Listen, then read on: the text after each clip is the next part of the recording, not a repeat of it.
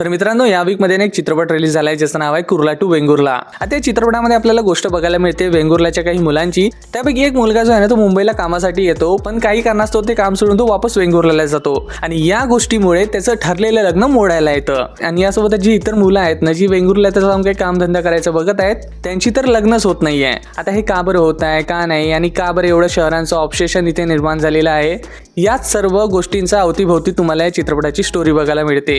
ही कथा कोकणातली आहे आणि मागे आलेल्या प्रत्येक चित्रपटामध्ये आपण कोकण बघितलेलं आहे. तरीही यामध्ये आपल्याला जे कोकण बघायला मिळतं ना, ते विजय कडमकर हे या चित्रपटाचे जे डायरेक्टर आहे यांच्या दृष्टिकोनातून बघायला मिळतं. त्यामुळे यामधली आपल्याला दिसणारी कोकणातली माणसं, त्यांची मालवणी भाषा हे अतिशय सुंदर आणि फ्रेश वाटते. आधीच असं बघितलेलं आहे आणि पुन्हा बघताय असं वाटत नाही. बाकी हा चित्रपट एंटरटेनमेंटच्या बाबतीत सुद्धा खूप चांगला आहे. म्हणजे या चित्रपटामध्ये तुम्हाला कॉमेडी वगैरे तर बघायला मिळतेच, पण त्यासोबतच काही इमोशनल मुवमेंट सुद्धा बघायला मिळतात. आणि ओव्हरऑल चित्रपट हा खूपच जास्त एन्जॉयबल आहे.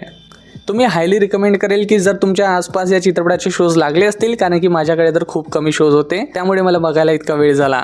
पण तुमच्या जर आजूबाजूला या चित्रपटाचे शोज लागले असतील तर आत्ता जाऊन हा चित्रपट बघा. अतिशय चांगला चित्रपट आहे.